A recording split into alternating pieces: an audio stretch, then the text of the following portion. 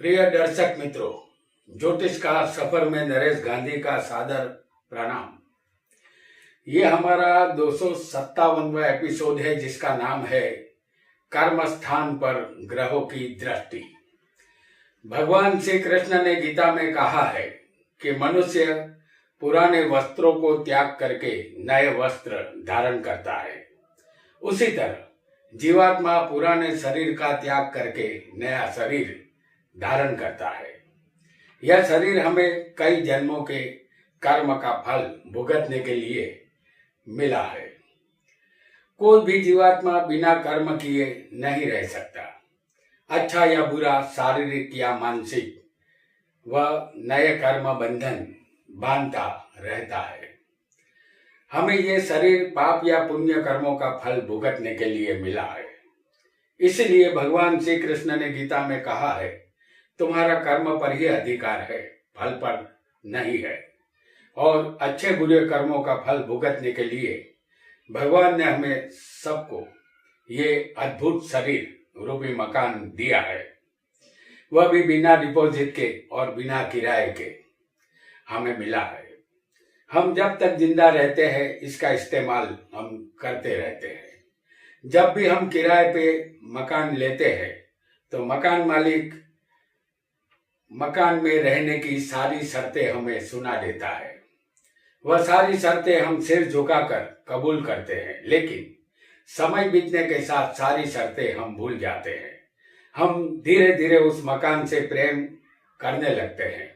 हमारे मकान के मालिक हम हैं, ये हमारा मकान है, ऐसी भावना हमारे मन में जागृत हो जाती है। लेकिन जब शनिदेव इस शरीर रूपी मकान को खाली करने का नोटिस देते हैं तो जीवात्मा मकान खाली करने से इनकार करता है। तब शनिदेव याद दिलाते हैं मकान की पूर्व शर्तों को, और मकान के इस्तेमाल में जो बेदरकारी की गई है उसे याद दिलाकर शनिदेव जबरन उस मकान को खाली करवा कर ही दम लेते हैं। और इसीलिए शनिदेव को कर्म फल दाता कहते हैं। इस स्थान के पहले कारक शनि है, दूसरे कारक सूर्य है, दशम स्थान सत्ता का है। सूर्य सत्ता का कारक है। सूर्य सत्ता देकर राजा बना देता है और शनि राजा के कर्म अच्छे न होने पर सत्ता से उखाड़ कर फेंक देता है। तीसरे कारक बुध है। यहाँ से व्यापार भी देखा जाता है। बुध व्यापार के कारक है। बुध यानी बुद्धि। कोई भी व्यापार बिना बुद्धि के नहीं होता। और चौथे कारक है गुरु। ये ज्ञान के कारक है। व्यापार बुद्धि और ज्ञान पूर्वक किया जाए तो सफलता मिलती है। सूर्य सत्ता देता है, लेकिन हमारे पास ज्ञान न हो तो सत्ता हाथ से निकल जाती है। उसी तरह कोई भी कर्म ज्ञान पूर्वक नहीं किया जाता तो शनि आध्यात्मिक मार्ग पर नहीं ले जा सकता। शरीर के कर्म ही मोक्ष की तरफ ले जाते हैं। इतना जानने के बाद आइए जानते हैं दशम स्थान पर ग्रहों की दृष्टि का फल, और साथ ही जानेंगे जिस स्थान में ग्रह होंगे उसका भी फल। हमने आपके सामने यहाँ पर कुंभ लग्न की कुंडली बनाई है। ये एक उदाहरण कुंडली है। आपकी कुंडली में कोई भी लग्न हो सकता है, आपको सिर्फ स्थान याद रखना है।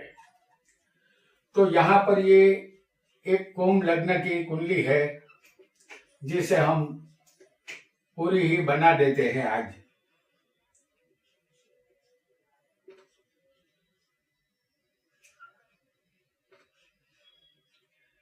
ये एक कुंभ लग्न की उदाहरण कुंडली है।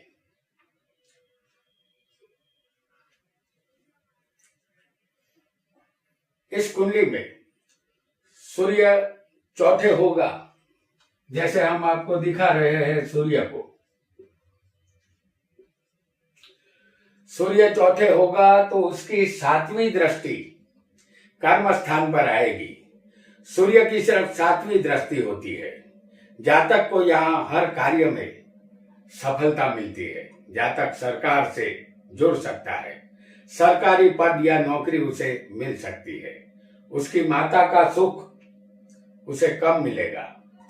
स्थान का सूर्य मेष या सिंह राशि का होगा तो माता को दीर्घ आयुष्य मिलता है। अब जानेंगे सूर्य जिस स्थान में होगा उसका फल। सूर्य चौथे होगा तो जातक के लिए सूर्य अशुभ बनता है। हृदय रोग की शक्यता रहेगी। धन, मकान, मिल्कियत और वाहन का सुख ये सूर्य नहीं देता। रिश्तेदारों का सुख भी नहीं देता। मानसिक अशांति मिलती है।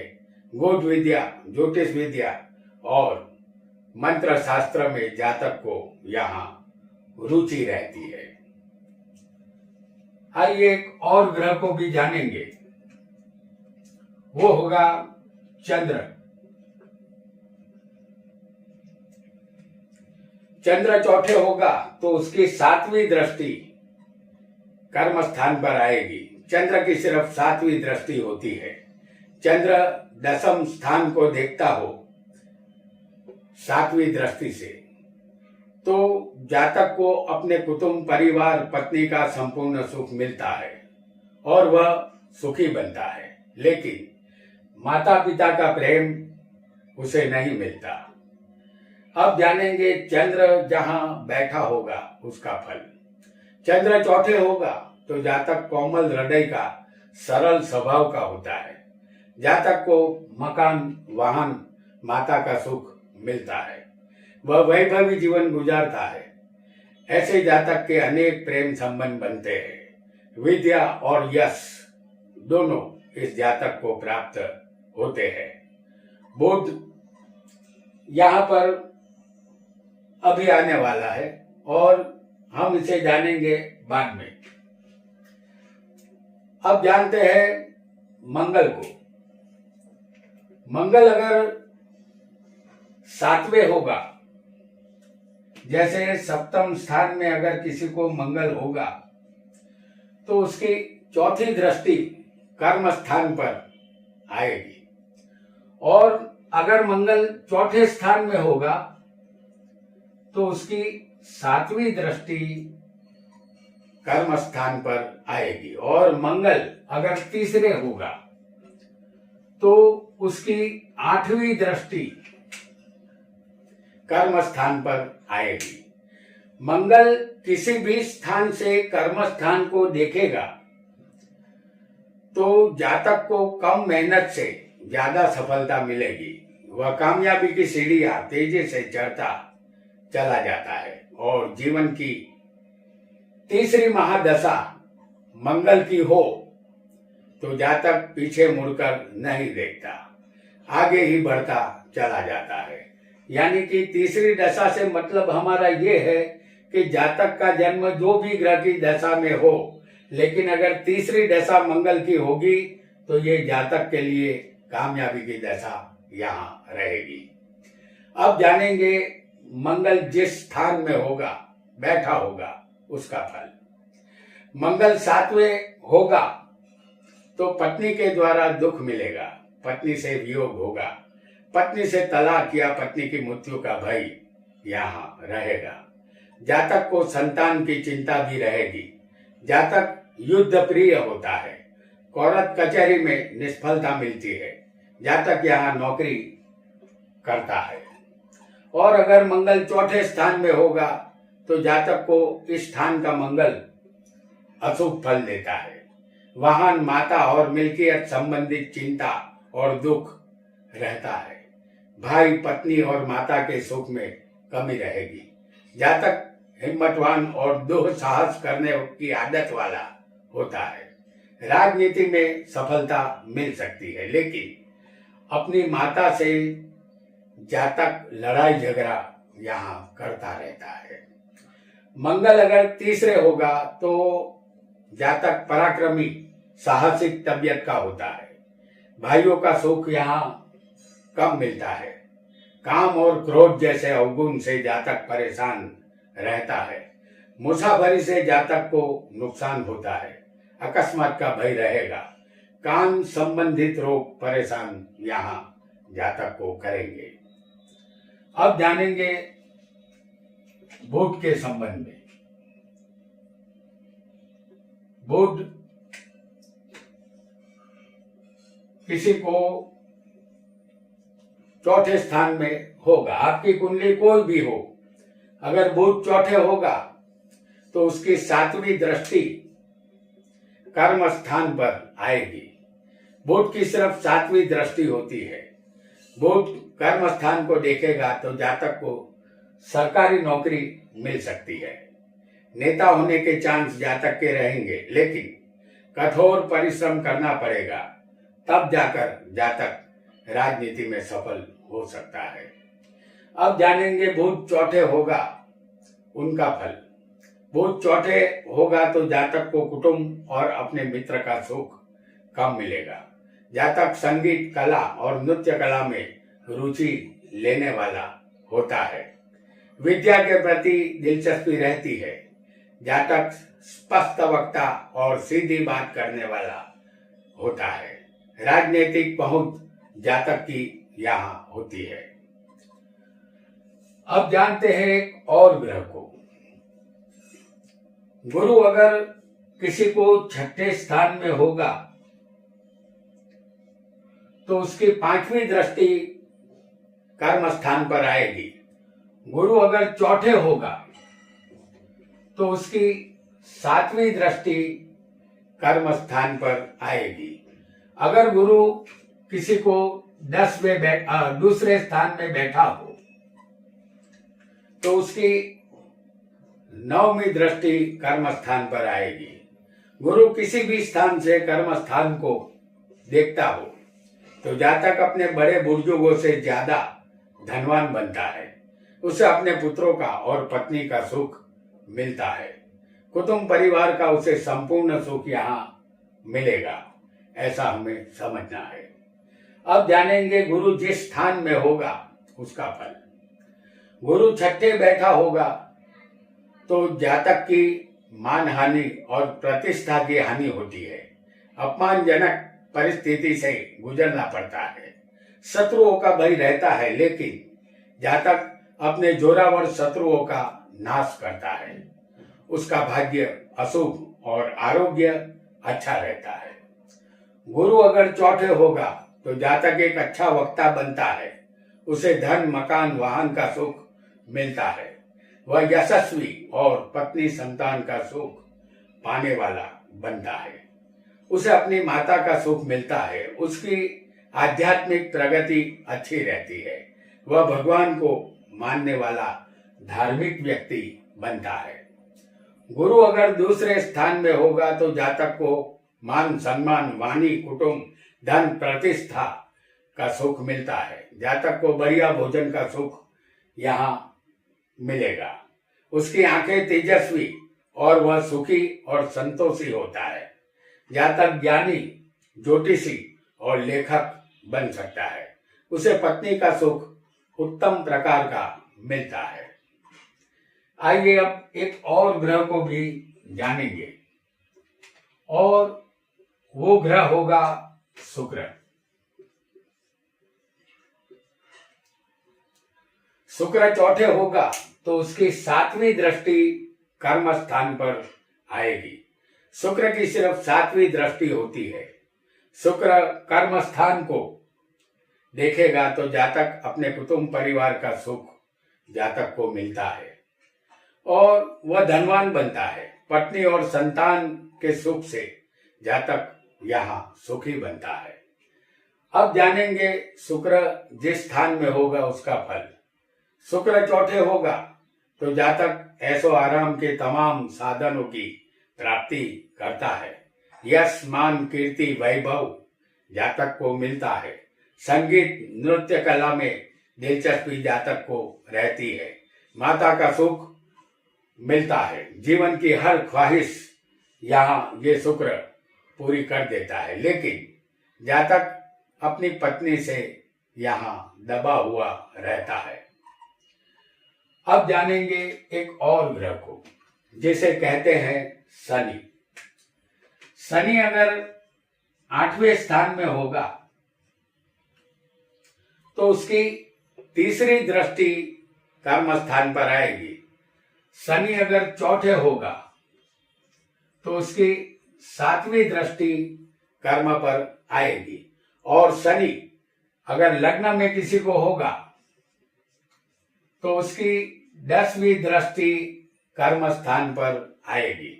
शनि भी किसी भी स्थान से कर्म स्थान को देखेगा तो जातक को अपने पिता का सुख नहीं मिलेगा, अपनी माता का प्रेम भी कम ही मिलेगा। यहाँ जातक को आयुष्य कम मिलेगा, लेकिन अगर वह लंबे समय तक जिंदा रहता है तो जातक यहाँ भाग्यशाली बनता है। अब जानेंगे शनि जिस स्थान में होगा उसका फल। शनि 8वें होगा तो जातक को दीर्घ आयुष्य मिलता है। वात रोग और लंबी बीमारी का खतरा रहेगा। जिंदगी में अनेक दुखों का सामना करना पड़ता है। चोरी का आरोप लगने का भय यहाँ जातक को रहता है। शनि अगर चौथे होगा तो जातक कपट कला में पारंगत होता है। उसका हृदय शुद्ध नहीं होता, अपनी माता से कलेश करता है, वह आलसी और सुख रहित बनता है। जातक कितना भी कर ले, सुख या आनंद उसे नहीं मिलता। जातक चतुर होता है, लेकिन उसके रिश्तेदारों से उसकी अनबन रहती है। मिल्कियत और वाहन का सुख प्राप्त करने में जातक को कठिनाई यहाँ पर आएगी। शनि अगर लग्न में होगा तो जातक अशिष्ट और आलसी होता है। वह दूसरों का विरोध करता है, वह दूसरों का अनुकरण कर सकता है। जीवन दुखी होता है। वह शांत और गंभीर और आत्मविश्वासी बनता है। वह धीमी गति से जीवन में आगे बढ़ता है। जीवन में कदम कदम पर संघर्ष इस जातक को करना पड़ता है। अब जानेंगे एक और ग्रह के फल को, और वो ग्रह होगा राहु। राहु अगर किसी को 6ठे स्थान में हो तो उसकी उल्टी 5वीं दृष्टि कर्म स्थान पर आएगी। अगर राहु किसी को चौथे स्थान में बैठा हो तो उसकी 7वीं दृष्टि कर्म स्थान पर आएगी, और राहु अगर दूसरे स्थान में किसी को हो तो उसकी 9वीं दृष्टि कर्म स्थान पर आएगी। राहु कहीं से भी कर्म स्थान को देखेगा तो जातक को अपने हर कार्य में सफलता मिलती है। माता पिता का सुख कम ही मिलता है। नीची जाति के लोगों से जातक को लाभ मिलता है, या ऐसे लोगों के साथ व्यापार करने से जातक को फायदा मिलता है। अब जानेंगे राहु जिस स्थान में होगा उसका फल। राहु 6ठे होगा तो जातक अपने शत्रुओं पर विजय प्राप्त करता है। रोगों से परेशानी होगी लेकिन वह धनवान बनता है।